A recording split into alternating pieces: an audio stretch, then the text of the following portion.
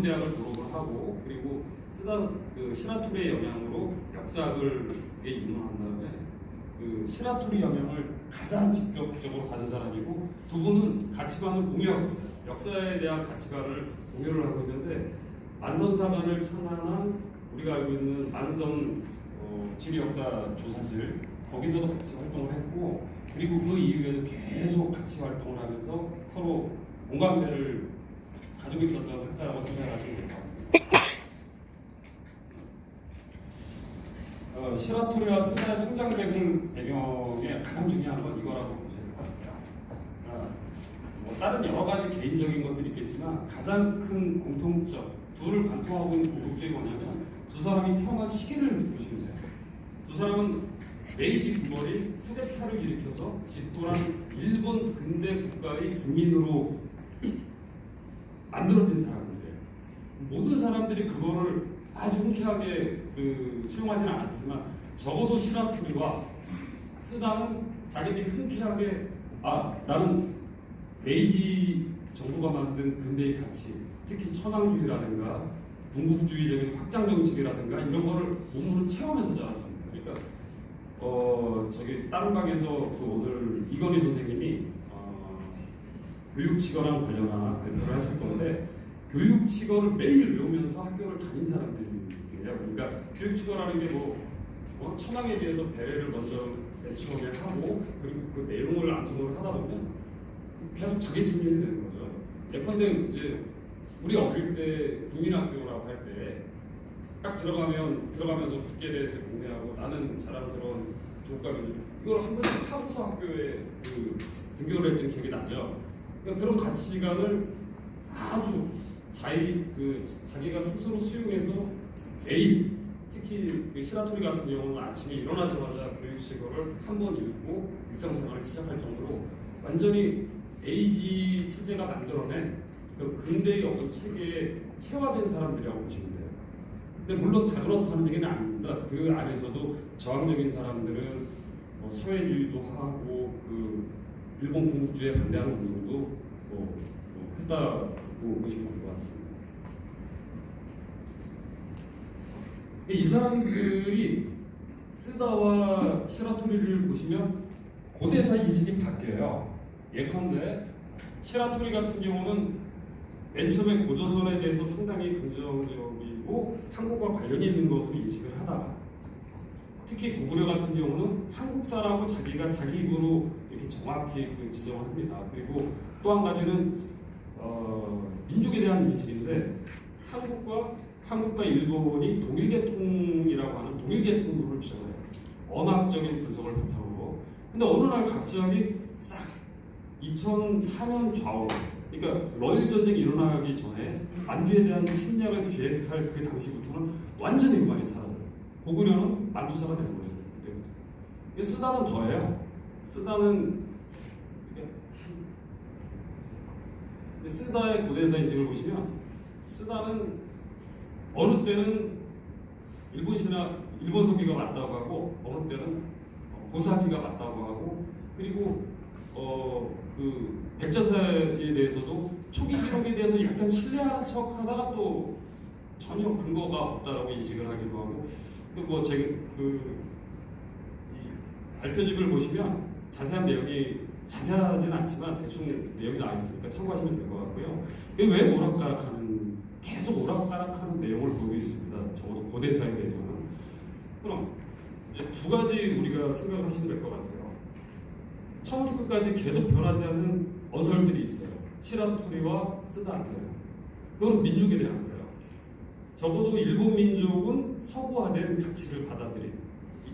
시라토리는 어떻게 생각을 하냐면 동양의 장점들, 남방의 문과 북방의 물을 받아들여서 거기에다가 서양의 가치도 받아들일 수 있는 그게 바로 일본 근대 민족이라고 본 거예요.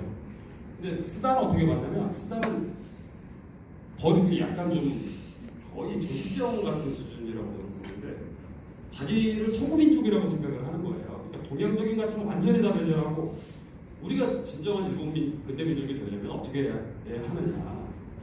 인도의 정신 문화 그 가치를 모두 배제하고 또 중국으로부터 받아들인 문화 가치도 모두 배제를 하고 서구적인 것으로만 구성을 해서 일본 근대 민족을 만들어야 된다고 봤던 거예요. 그럼 이 두 가지를 우리가 비교를 하면 고대사에 대한 인식은 왔다 갔다 하는데 민족에 대한 입장은 일관된다는 거죠. 그럼 이 사람들이 고대사를 왜 했냐? 자기들이 생각하는 근대 민족을 조립하기 위해서 고대사를 차용하고 왜곡을 했던 거라고 저는 보고 있습니다. 이건 뭐 제 주장인 거니까 뭐 여러분이 수용이 되시면 그렇게 생각하시면 될 것 같아요. 그러니까 시라토리의 민족과 그 스다의 민족을 간략하게 비교를 하면 사실은 스다의 민족관이 만들어진 거는 전 시라토리로부터라고 생각을 해요. 스다는 항상 시라토리에 대한 열등감을 갖고 있었습니다. 동경제대, 서양 유화, 그리고 동양사를 이렇게 창안한 어떤 그런 적대적인 학문적으로는 적대적인 지위를 갖고 있던 사람인 거예요, 적어도. 근데 이 시라토리에 대한 열등감을 우리 이건 제 생각이니까 뭐 근거들은 이 발표집에 나와 있습니다. 자기 스승을 보여서 내가 우리 선생이 못한 그 민족에 대한 그 담론을 완성을 하자. 이게 평생의 사명이었던 것 같아요. 이거는 뭐 제 개인적인 의견이기 때문에 조금 약간 과격하게 들릴 수도 있겠는데요. 쓰다가 이렇게 민족에 대한 그 고대사에 대한 생각이 계속 왔다 갔다 하고 그리고 그럼에도 불구하고 민족에 대한 일관된 우리가 이제 가장 오해하는 것 중에 하나 천황에 대해서 그 천황주의를 반대를 했고 군국주의 적어도 대동아 동경론을 반대를 했다고 해서 양심적인 지식이 그리고 그 피랍을 계기로 일본의 모든 학자가 공감을 하고 있는 가장 존경하는 학자 중에 한 분이 바로 쓰다일 거예요. 근데 그 쓰다의 본질 속에서 우리가 간과하는 것이 고대사만 봤다는 거죠. 이번에 민족관론에 대해서 우리가 깊이 있게 고민을 해보면 이 양반이 정말로 하고 싶었던 얘기는 이것일 것이다 라는 생각이 들 거라고 저는 생각을 하고요. 그 쓰다와 시라토리가 이제 조직을 하려고 하는 일본 근대 민족에는 약간 차이가 있습니다. 근데 시라토리는 약간 그 융통성이 있었던 것 같아요. 그러니까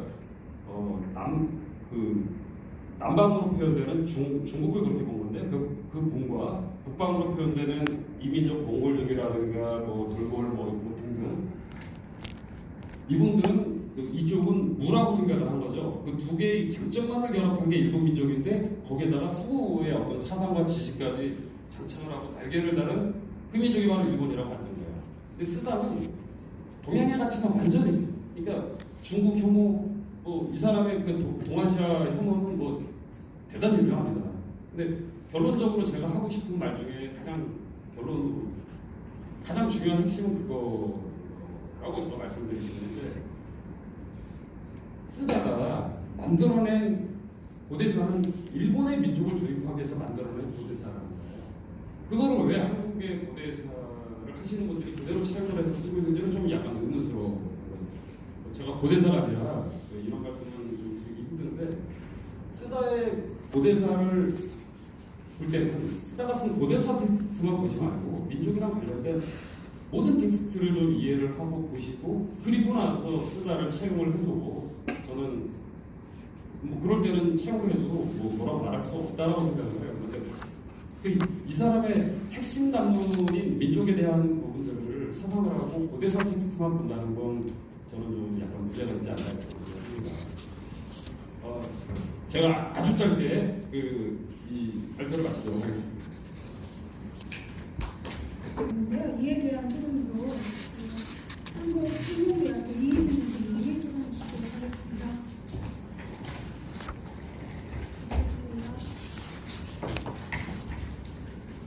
토론을 맡기겠습니다.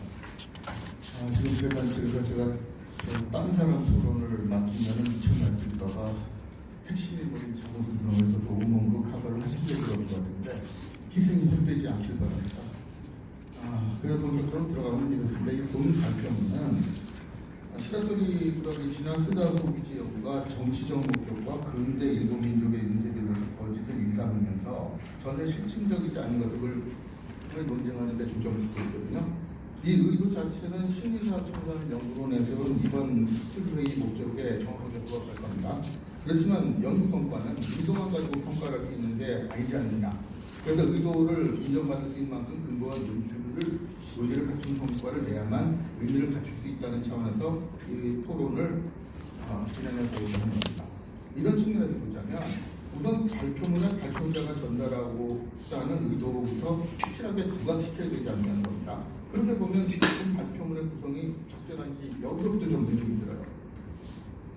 발표문 자체의 구성을 보면 시라토리아 스다의 성장 배경과 학문적 배경, 시라토리아 스다의 고대사 인식과 민족주의 이렇게 구성이 되어 있거든요. 근데 이 내용 대부분은 제목에서 확실하게 드러나듯이 시라토리아 스다가 어떤 배경을 가지고 고대사와 민족주의에 대한 인식을 가지게 되었는지를 팩트를 중심으로 구성될 수밖에 없는 구조라는 얘기죠.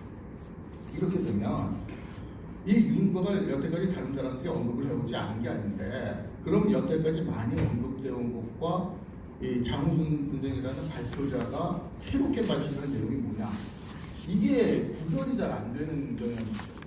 이렇게 되면 뭐 어디서부터 어디까지가 자기 내용인지 모르게 되는데, 그러면은 이런 사실을 대중에 알리는 것만으로도 의미가 있지 않냐는 제가 좀 그런 식으로 얘기를 하지만, 아니 그런 거라면 대중적으로 쓰든가, 요즘 문자 콘텐츠 안 보는데 영상으로 만들든가 하는 게 효과적이지.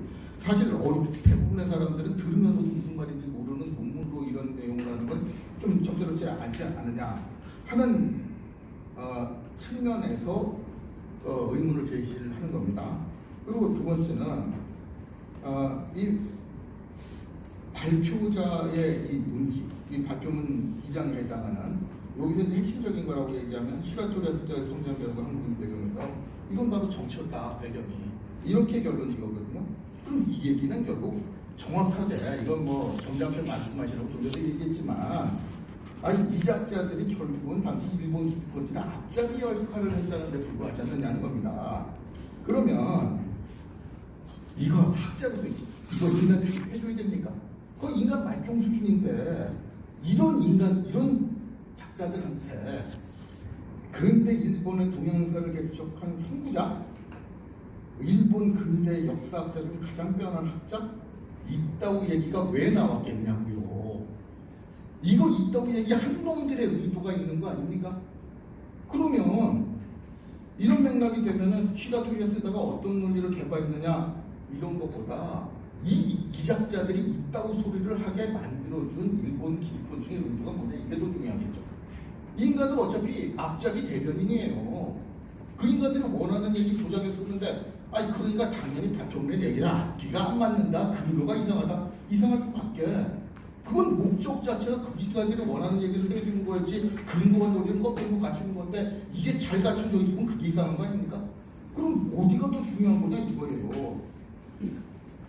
이게 바로 일본 기득권, 더군다나 이제 시라토리아에서 쓰다고 평가가, 전쟁이 끝나기 전에는 시라토리아를 평가하시다가 나중에 쓰다로 이 비중이 변화하는 것도 일본 내부의 사정하고 관계가 있는 거 아닙니까? 그럼 이 얘기가 중점이어야지. 근데 정작 발표문에서는 이 얘기, 이 핵심이 되어야 될 내용은 일본 기득권층의 입장은 뭔가 정도 해서 붙이고, 오히려 시라토리아 스다의 주장 자체를 살피는 데도 비중을 두는 경향이 있지 않느냐. 이렇게 되면 다른 안 보고 다를 같이 손가락을 보게 만드는 상황이 연출될 위험성이 크지 않느냐, 이렇게 되는 겁니다. 그리고 시라토리아 스다가 한국 사관을 기반으로 기득권을 유지하려는 일본 기득권 등의 압박에 불과했다는 게 처음 지적됐다면 모르지만, 현재 시점에서 이건 이미 아는 사람 다 아는 사실에 불과하지 않습니까? 세키는 선생님도 벌써 몇 번이나 그랬고 조금 또 말씀하더라고요. 이런 얘기가 계속 배풀이 되면 이거는 식민사 청산을 하자는 데서 이들의 논리를 비판하는 게 무슨 의미가 있느냐 하는 게 의문이 되잖아요. 사실 한국이나 일본이나 연구자들 자체가 머리가 나빠서 이런 의도를 못 보는 거 아니지 않습니까? 그러니까 이게 인도관계가 바뀌게 된 거예요. 사실 어제 기조강에도 비슷하게 나오는데, 이건 뭐 시라토리아하고 못지않게 강경파인 스웨머스 여섯 가지 얘기를 나오면서 뭐 비슷하게 평가해 주더라고요. 근데 그것도 인간만중에 불과한 그 앞잡이를 이 대한민국 중심인 국회에서 그 얘기 듣고 있어야 되는 게 그렇던데 박수까지 치러 그러더라고. 그러면서 또 어제 내용 핵심이 그거 아닙니까? 신공기는 심하다. 그러나 역사적 근거가 없는 건 아니다. 일본 문화가 그래요. 적당히 진실을 인정하는 것처럼 말하면 확 돌아서가지고 뒤집어버리죠. 그러면서 애매하게 얘기해서 실제 의도는 못 알아보게 만드는 건데, 아니 이게 뭐 아마추어들만 모이는 데는 뭐 그럴 수 있겠어요. 근데 어떻게 전문가들 모이는 자리에서 이런 얘기가 나오는데 반론도 못하고 그렇게 만듭니까? 이런 얘기를 듣는 것 자체가 한심한데, 그럼 오히려 난 뭐 제대로 상교육 시키려고 그랬다면 이해가 가요. 이래서 이런 얘기들 여기 이 자리에서 듣게 만드는 게 현실이니까, 이래서 신빙사가 극복 안 되는 거라는 상교육 시키려는 의도라면 모르겠지만, 사실 이런 의도가 내용만 알고 보는 사람들은 답답하지 않느냐. 그리고 이런 답답한 논의를 되풀이하는데 발표가 품목을 더하면 곤란하지 않겠느냐라는 측면에서 지적을 한 겁니다. 일단 발표자의 입장을 듣도록 하겠습니다. 네, 답변. 예.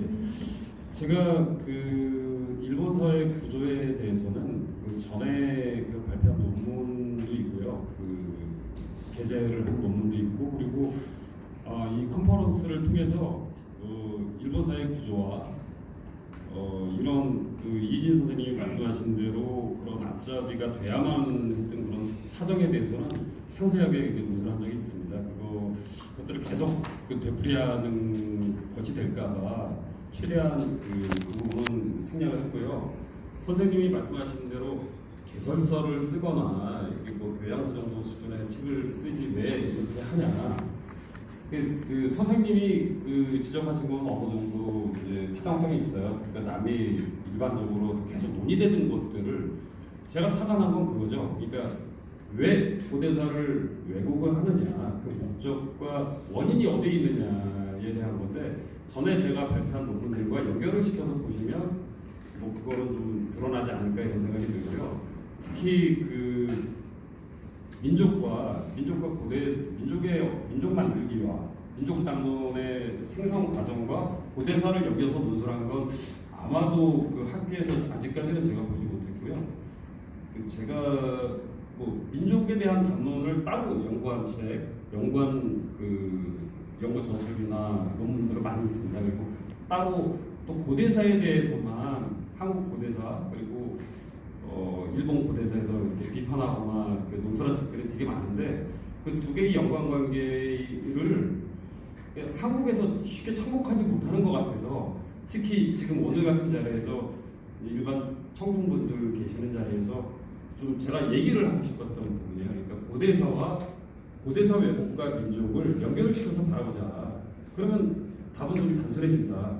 그리고 그 가장 먼저 동기는 정치적인 것에서 시작한다라는 겁니다. 그러니까 그렇게 보시면 좀 간단하게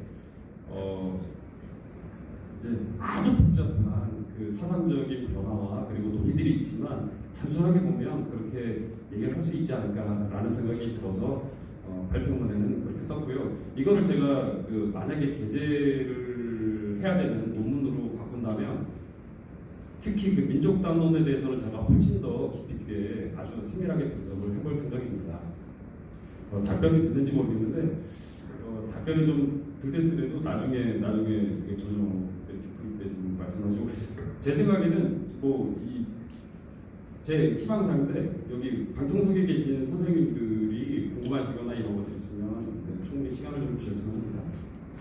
네, 알겠습니다. 이진 선생님 특별히 더 말씀하시고 싶은 분이 간단한 말 하는데, 네. 저는 이 판본이 잘못됐다고 얘기하는 게 아니라 비효율적이라고 얘기하는 겁니다. 대중들한테 알리고 싶으면 효율적인 방법이 얼마든지 있는데 왜 여기 지금 듣는 사람 몇 명이나 돼요? 그리고 뭐 녹화한다고 해서 보는 사람 몇 명이나 돼요? 그러니까 윤곽을 알리고 싶으면 효율적인 방법을 쓰는데 좋지 않냐는 거지, 의미가 없다는 건 아니에요. 그리고 또 논문으로서 의미가 있으려면 논문으로 의미가 있는 쪽에 좀 더 중점을 두고 그 내용이 비중이 커야 의미가 있지 않겠냐는 정도니까 그 국회에서는 좀 곤란합니다. 그것만 이해를 해주시면 되고. 알겠습니다. 그거는 제가 논문 쓸 때 충분히 게재용으로 이렇게 논문을 수정할 때 충분히 반영을 하도록 하겠습니다. 그러니까 제가 답답한 건 이런 거예요. 우리 사회에서 늘 얘기하는데 심사 비호하고 뒤집어는 소리 하는 인간한테 저런 사람이 어떻게 교수가 됐냐 그런다고요. 근데 뒤집어 생각해보세요. 왜 그런 놈을 골라서 교수 만들었겠나? 진짜 중요한 건 그런 놈을 골라서 교수 만들어주는 풍조 아닙니까? 근데 그거는 불편하다고 언급 안 해요. 그리고 아직도 그 반세기 넘게 지난 이 시점에서 어떻게 수의 맛을 쓰다도 아니고 그보다 더 강경파인 수의 맛은 논리를 여기서 그대로 뒤집어 넣는 걸 기조강연으로 하는데 반론도 못하는 거예요. 이거 다 조작된 거라는 거 아니 저만 해도 한두 번 지적한 거 아닌데 밝힐 기회도 없어요. 이러려면 이게 심리사 이게 청산이냐 조작이냐 이 측면에서 문제를 제기한 겁니다. 네. 네, 이재 선생님의 그 문제의식, 그다음에 갖고 계신 여러 가지 답답함 이런 것도 충분히 전달된 것 같은데요. 오늘 플로어에서 그 발표와 토론 들으신 플로어 여러분들에게 질문의 시간을 드릴까 하는데요. 자유롭게 두 분 선생님들의 발표와 토론을 들으시고 질문이나 의견 이야기하시고 싶은 부분이 있다면 말씀해 주시면 좋겠습니다.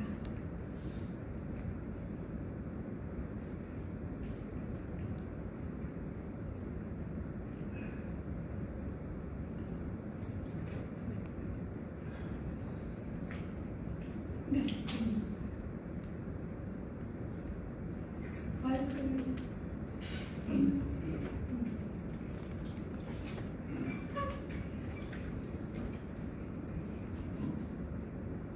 어제부터 이제 얘기를 들었습니다. 근데 얘기를 들으면서 이것이 어떤 목적으로 이런 세미나를 여는가 궁금했어요. 그걸 이제 요 예론 한다는 걸 제가 그 전에 잠깐 인터넷으로 봤는데 그 주제를 보니까 별로 그렇게 와닿지 않더라고요. 왜 이런 거지 하고 근데 이제 그때는 못 봤는데 지금 보니까 홍익재단에서 한다고 그러더라고요. 그래서 제가 관심을 가지고 그때는 이제 홍익재단에서 촬영을 해보려고 사람들한테 이제 역사를 좀 관심 가진 사람들한테 가자고 얘기를 했어요. 그랬더니 그 사람 그분 한두 사람이지만 그 사람이 한 얘기가 홍익재단에서 하는 거죠. 그러더라고요. 그래서 좀 비웃듯이 얘기를 하는 거예요. 왜 그러나? 그랬더니 이제 어제 들어보고 그래서 상황이 그랬구나. 그러다가 오늘 이 주제를 가지고 또 여기 이진 교수님 얘기 듣기 전까지는 그렇게 그럴만하구나 라고 생각이 됐어요. 그래서 이걸 왜 지금 여기 일본 분들 오셨지만 그분들의 주장을 갖다가 이렇게 깔아주는 고속도로가 아닌가 그런 느낌을 받았습니다. 그런데 이제 그렇게 반론을 하시고 얘기를 하시니까 말씀을 다 했습니다. 제가 느낀 건 그렇다는 거예요. 어제도 그걸 좀 반론을 해야 되는데 그 액자 안에 이제 들어가서 그런 걸 인용을 하면서 얘기를 했기 때문에 이제 제가 얘기를 안 했는데 아까 말씀드린 고속도로 깔아주는 거 아닌가 그런 느낌이 들었습니다. 이 의견에 대해서 장 선생님 혹시 더 하신 말씀 있으실까요? 저는 그 학문에는 다양성이 필요하다고 보고 있고요. 그리고 이렇게 여기서 발표하시는 그 한 분 한 분이 모두 소중한 의견이고 이런 것들이 심리사학을 우리가 객관적으로 돌아보려면 이희진 선생님 말씀하신 것도 상당히 중요하지만 여러 시각에서 객관적으로 좀 검토를 해야 될 필요가 있다고 생각을 합니다.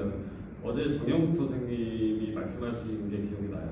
그러니까 세계신인 좌파우파 그리고 민족주의 좌파우파라는 분류를 하셨는데 사실은 약간 좀 제가 궁금하는 게 저는 대학교 때 그렇게 나중에 이렇게 제 이력을 추적해 보시면 가장 국자파였어요. 그리고 지금도 사상적으로 그렇습니다. 그런데 하지만 역사라는 것들을 적어도 대학교 때 제가 느꼈던 역사라는 건 이게 뭐 일국사가 뭐냐, 동아시아사, 세계사 뭐 이런 차원에서 어떤 공유를 할 수 있어야 이게 역사로서의 의미가 있지 않나라고 생각을 했던 거고, 그런데 이제 그 안에는 저의 그 아주 단순한 잘못된 인식이 전제되어 있었던 거죠. 중국도 우리 같은 학문적 배경과 똑같은 그 지적인 토양이 있을까?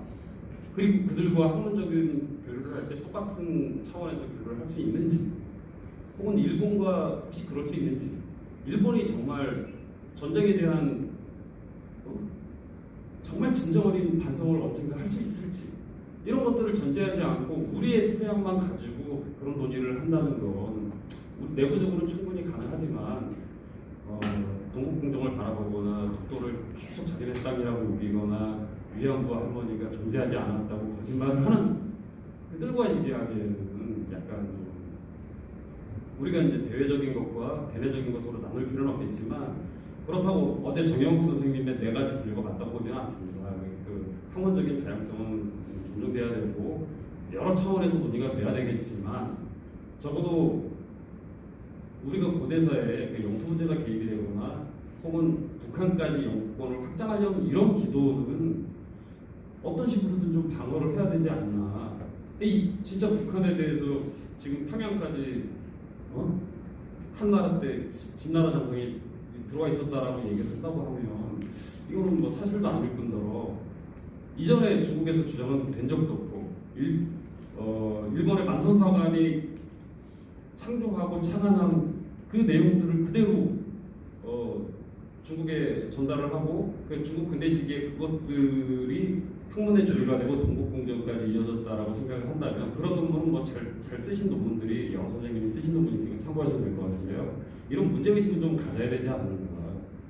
뭐 지금 한국 고대사를 제가 함부로 비판하는 건 아닌데, 제가 고대사 논문들을 보면 거의 중국 동국공정류의 그 학자들이 한 걸 그대로 토시 하나 안 바꾸고 각주까지 그대로 갖다가 제가 논문을 다 찾아봤어요. 찾아보면 길게 얘기하실 것 없이 제가 정리할게요.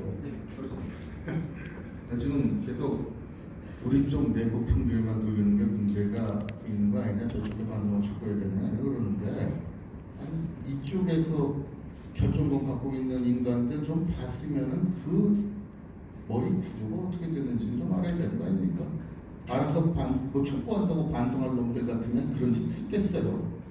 그런데 그걸 그나마 학문적으로 밝혀도 촉구해야 될 인간들이 뭐 하고 있습니까? 아니, 여기 말하는 시라토리 쓰다는 말고 또 어떻게 얘기하면 세마스 같은 인간들이 사실 학자로서는 하지 말아야 돼서 곤란한 인간 말종들 아닙니까? 그럼 그 인간 말종들이라는 거, 아까도 점심 먹으면서 학문적 군침상관 얘기를 하더라고요. 아니, 학문적 군침상관이라면 안 되는 거 몰라서 군침상관 합니까? 이거는 학계를 위해서나 국가사회를 위해서는 당연히 안 좋지. 그런데 그 기득권 갖고 있는 놈들이 지권력 지키기 위해서는 그래서 할 수밖에 없는 거 아닙니까? 밑에 세대 뽑을 때 어떻게 뽑아요? 능력 있는 놈 뽑습니까? 능력 있는 놈을 다 죽여버리고, 아니, 저 어른이 노골적으로 얘기하기, 어차피 이거 얘기해가지고 밖으로 안 나갈 테니까, 서울대학 나오신 분이 자기 입으로 그러더라고. 우리 학교 교수는 동기 중에서 제일 병신 같은 놈 골라서 뽑는다고. 왜 병신들 같은 놈을 골라서 뽑겠냐고. 그것밖에 못하는 놈, 시킨 것밖에 못하는 놈 골라서 뽑은 거 아닙니까? 그럼 거기서 배운 그런 인간을 선생으로 모시고 배운 사람들은 미안해야 돼요. 그럼 어디서 발표를 하더라도 우리 선생은 이렇게 인간 맞종에서 있다고밖에 안 가르쳤고, 나는 학교는 맞아야 되니까 어쩔 수 없긴 했지만, 내가 공부한 다음에는 선생 잘못한 거 밝히겠다고 나와야 그나마 반성되는 겁니다. 근데 그렇게 반성하는 놈 나 한 명도 못 봤어요. 오히려 그게 지 선생이 했던 얘기, 제 당사인데 이거 맥식탕을 해본 거 그대로 밝혔는데 여기다가 반성을 촉구를 해요? 이게 얘기가 되냐고요. 오히려 그런 인간들 하나하나 깨고 논파를 해도 시원치 않을 판에 오히려 그렇게 할 사람들 도태되고 있더라고. 그러니까 이렇게 발표자 많은 학회하면 왜 안 되는지 모르십니까? 생존자가 없어요. 그거 비판할 사람들은. 그거 생존자 찾아내라고 얘기한다고 없는 생존자가 나옵니까? 지금 얼마 안 남은 놈도 이렇게 말도 못하고 조용히 사라질 판인데, 결국은 걔네, 절대 다수인 걔네들이 와가지고 자기들 논리 계속 설파하는 거예요. 이게 제일 근본적인 문제라는 얘기를 자꾸 감추려고 하면 됩니까? 아니 점잖은 것도 좋고 여기 앉아있는 사람 체면도 좋은데 지금 여기서 다루는 주제가 여기 앉아있는 사람 체면 생각해 주는 상황입니까? 그런 측면에서 저는 문제제기를 하는 겁니다.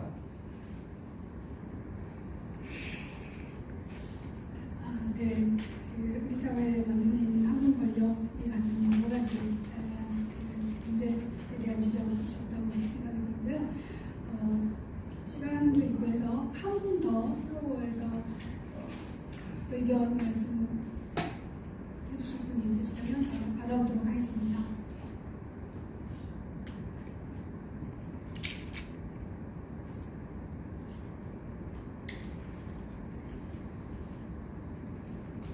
장 선생님 이지선생님 더 하실 말씀. 중간에 그 말씀하셨는데 하여간 뭐 문제 의식에 대해서는 일정 부분 이게 공감하는 부분이 있지만 선생님 말씀을 제가 뭐 전적으로 받아들일 수는 없습니다, 사실은. 그러니까 학문적인 다양성 속에서 지금 그 고대사 학계에서도 내부적으로는 뭐 여러 목소리가 있는 걸로 알고 있고요. 그리고 일본사도 그 여러 이렇게 움직임과 주장들이 있는 걸로 알고 있습니다. 나중에 조금 더 공부를 해서 좀 더 완성된 형태로 이 스다의 민족담론과 시라토리의 민족담론만 가지고 논문을 한번 구성해가지고 다시 한번 발표할 기회가 있으면 발표를 해보도록 하겠습니다. 네. 저 질문 좀 해도 될까요? 네, 괜찮습니다. 예. 저기 드리도록 하겠습니다. 네, 감사합니다. 저 일제 시대, 식민지 시대 때 우리나라 역사를요, 그 일본인들이 우리나라를 지배하기 위해서 다 왜곡을 시켰다고 그러더라고요. 그리고 우리나라 진짜 역사책은 그 일본 그 왕궁 그쪽 어디다 보관을 해놨다고 그래요. 근데 그 왜곡시킨 사람이 그 쓰다하고 이병도 그 교수님이라고 그러는데, 지금도 서울대나 유명한 그 대학 교수님들은 이병도 전에도 이제 고대 사학 그 토론회 갔더니 이병도 선생님을 굉장히 추앙을 하더라고요. 근데 이병도 그 교수님이 우리나라 역사를 왜곡시킨 그런 저 일본인한테 배운 제자인데 왜 아직까지도 우리나라 그 역사를 그 이병도의 모든 식민사학자들이 지배를 하고 또 그걸 아직까지 배우고 교과서에 실었는지, 또 이 문제를 어떻게 해결할 수 있는 방안이 있는지 말씀해 주시면 감사하겠습니다. 죄송한데 이 질문은 제가 사회자에 권한으로 이희재 선생님이 훨씬 더 이 문제에 깊이 고민하셨고 그에 대한 관련한 서적도 내고 있는 걸로 제가 알고 있는데요. 예. 그거에 대해서 대답해 주시고 그다음에 그리고 나서 장 선생님도 하실 말씀 있으면 들어보도록 하겠습니다. 조금 아까 한 절반은 이미 답을 드렸는데요. 어렵게 학문적 근친상간이라고 얘기하니까 이해하시기가 좀 어려울 것 같은데, 좀 정확하게 얘기하면 그 따라지로 무조건 충성할 놈 아니면 교수는 말할 것도 없고요. 학계에서 살아남기가 어려워요. 그런 인간들이 지금 우리나라 학계에 꽉 채우고 있다는 겁니다. 이런 판에 그 작자들이 학문적인 연구 성과를 낸다는 걸 기대하는, 난 그런 순진한 기대가 있다는 것 자체가 답답해요. 심지어는 그나마 역사학계에서 이병도 비판하는 사람들이 근대사인데 왜 비판하게 됐는지 아닐까? 지 비리들어올까봐 서울대학에서 이병도가 있을 때 근대사 논문서 가지고 학생들이 근대사 논문서 가져가면은 얼굴에다 집어 던졌대요. 그거 당한 양반이 직접 얘기해 줍니다. 이런 거는 신문쟁이들이 하는 거라고. 아예 특정 분야를 연구하지 못하게 하는 풍조에서 어떻게 비판해요? 그러니까 지금 고대사학계 남아있는 학계 인사들이라는 게 어떤 족속인지 모르겠어요. 그리고 어제 기독교하면도 그렇잖아요. 수행마서 야스카트 때 배웠다는 걸 잘 알아서 뭐 김석경도 거기서 배웠대.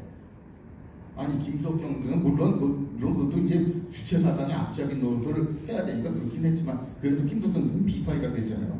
다른 대안이라는 데 올라오고 있잖아. 근데 대한민국에서는 그것도 안 돼요. 아예 사회과학원 체제로 제한하는 북한보다 안 됩니다. 아예 뭐 국가 권력이 어떻게 하기 전에 학계에서 알아서 군소리 못하게. 제가 이렇게 된 것도 최후의 생존자 비슷한 건데 이렇게 눈치 없는 얘기 톡톡 떠들다가 은퇴할 나이가 돼서 취직 한번 못 해보고 은퇴 당하고 있습니다. 이런 판에 저보다 과격한 발언을 하는 놈이 살아남을 수 있다고 생각합니다. 그리고 아까 했던 놈왜 무시하세요? 서울대학 나온 양반이 그러더라고. 우리 학교 교수는 동기 중에 제1병신 같은 놈 뽑아서 지킨다는 말이 무슨 말인지 모르겠어요. 왜 제1병신 같은 놈이냐고. 그냥 선생한테 밑에서 거의 기다시피 하는 인간 아니면 교수가 아니라 살아남지도 못하는 분들라는 거 이해를 하시면 굳이 그런 질문 하실 필요가 없을 겁니다. 저도 한마디 잠깐 말씀드리면 한국의 학술 권력이라는 건 돈이거든요, 사실은. 돈이라는 것들을 그 서울대 이병도로부터 수학한 서울대 고대사와 그 고고학계가 사실은 뭐 거의 학술 권력을 장악하고 있다고 보시면 돼요. 뭐 그렇다고 해서 뭐 이렇게 단순하게 비판할 수 있는 건 아니고 그분들이 그 연구 성과를 낸 것들도 많기 때문에 좀 다른 의미지만 아마도 돈이랑 관계가 있지 않을까, 학술 권력이랑 관계가 있지 않을까 이런 생각이 듭니다. 아니, 약간 질문 내용에 이 문제를 어떻게 해결해야 될 것이냐 대안을 뒷부분에서 아니 대안은 청구한 것 같은데 제시를 했는데 그게 무시당하더라고요. 대안은 간단해요. 그 사람들 원래 내놓고 이 공개석상에서 이렇게 거의 폐쇄되다시피 하는 공간 말고요. 책임져야 되는 공간. 하다못해 이제 종편 정도 되는 한 시청자 100만 정도 되는 데서 맞대결 시키면 다음날 얼굴 못 들고 다녀요. 그런데 뭐 맨날 하는 얘기가 그 매치 성사 안 된대요. 간단해요. 저쪽에서 안 해버리면 돼. 강요할 수 있는 방법 없어요. 그리고 그런 구조를 만든 게 지막이에요. 대안이 없는 게 아니라 그 대안을 실행하지 못하게 만들어놓고 그 반대한다는 사람들도 화해법으로 그 어떻게든지 그걸 실행할 생각 의지 없더라고요. 그냥 있는 구조에서 여기 재단 발표도 아까 말했지만 불만인데 여태까지 학계가 해먹던 수법이에요. 그냥 돈 받으면 여러 사람 불러가지고 지하소리 하게 하고 그 다음에 반론은 여기서 하나마나 덕담이나 하다가 끝내버리고 해결됩니까? 왜 안 되는 방법을 계속 반복하면서 되는 방법은 안 된다는 이유로 안 되면 아예 포기를 하든가 방법 있는데 안 한다는 말이에요. 그러니까 제대로 하는 사람들도 매장될 수밖에 없는 거 아닙니까? 해가는 방법은 있습니다. 선생님이 말씀하신 대로 문화 콘텐츠나 이런 일반 매체를 통해서 서로 다른 목소리들이 노출이 돼야 되는데 원천적으로 봉쇄되는 구조에 있어요, 한국은. 그러니까 한마디만 더 하면 학문적으로 해서 안 될 인간들이 남의 입까지 맡고 있는데서 학문적 다양성이라는 이유로 그거 포장해 주니까 더 안 되는 거예요. 거의 비슷한 말씀인데요. 그런 것들을 돌파하기 위해서는 그 매체의 서로 다른 목소리들, 그렇다고 뭐 근거 없이 환당보기류에 입각한 그런 황당한 얘기들 말고 학문적으로 근거 있는 얘기들을 통해서 많은 반론들이 제기되고 그것들이 공감대를 얻어 나가면 나중에는 좀 서로 다른 다양한 논의들이 존재하는 사회가 되지 않을까 이런 생각을 해봅니다.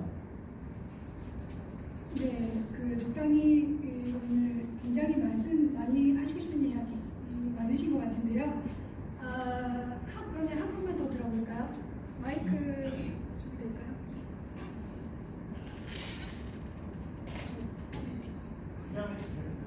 그냥 하시겠어요? 네. 이모라고 합니다.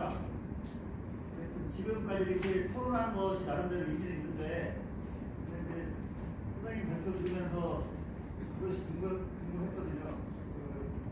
우리가 스다소비치나 스카프리 프라티치의 민족 개념이나 민족주의를 사용하면 안 된다 이런 것이 결론이었던 것 같거든요. 근데 그것이 제일 중요한 결론인데 부분의 논점이 좀 필요한 부분이긴 한데 논점과 다른 말씀이 많은 것 같습니다. 그래서 저는 이제 궁금한 걸 말씀드리면 그러면 우리가 저 사람들이 얘기했던 민족의 개념을 잘못 차용했다는 것인지 아니면 그런 저 사람들의 민족의식이 민족이나 개념이 문제가 많기 때문에 그거를 더 정밀하게 분석해가지고 그 문제점을 다 바꾸겠다는 건지 제가 지금 이 부분을 다 읽어보지 않아서 그 점이 좀 궁금한 것 같아요. 제가 그 답변을 드리겠습니다. 그러니까 제가 미쳐날까봐 대답하고 싶어요. 그 자제할게요. 그 민족 담론을 구성하기 위해서 고대사를 일정하게 왜곡을 했다라는 게 제 시각이에요. 그러니까 그러한 고대사, 일본의 민족 구성을 위해서 그 채용된 고대사를 우리가 답습하고 있다는 거죠. 일정한 논의에 대해서는. 제 후배들도 고대사 공부하는 친구들 맨 처음에 쓰다소키치 책으로 고대사를 입문을 하고 시작을 합니다. 사실은. 근데 그게 그 쓰다의 논의 자체가 일본 한국의 고대사를 일본 민족 담론에 뽑아내서 수혈을 하고 그 이론을 적용하게 만들기 위한 담론을 구성하기 위한 요소인데 왜 아직도 그것들을 우리가 계속 좀 비판적으로 텍스트도 비판적으로 보고 좀 이래야 되는 과정이 있었어야 되지 않을까라는 게 제 생각이고요. 그리고 이후에 이거 보시면 사실은 내용은 이제 다른 분들의 논의를 좀 차용을 하기도 하고 개설서 수준이라고 보시면 되는데 민족 담론을 너무 정교하게 아주 깊게 분석을 하면 이론적으로도 그렇고 되게 힘든 부분들이 요정이 될 것 같아서 이 정도까지만 논의를 진행한 거고요. 다음에 선생님께는 이모 선생님께 제가 따로 또 이렇게 자리가 말씀을 드리도록 하겠습니다. 예. 네, 하실 말씀 굉장히 많고 좀 뜨겁게 플로어가 뜨거워지고 있는데요. 나머지 더 하시고 싶은 이야기, 다 못하신 이야기는 종합토론 시간을 통해서 하는 것으로 하고요. 오늘 시라토리 크라키치와 스다소키치 조작된 고대사와 창조된 민족이라고 하는 발표, 장우수 선생님 발표와 이지 선생님 토론 여기서 마치도록 하겠습니다.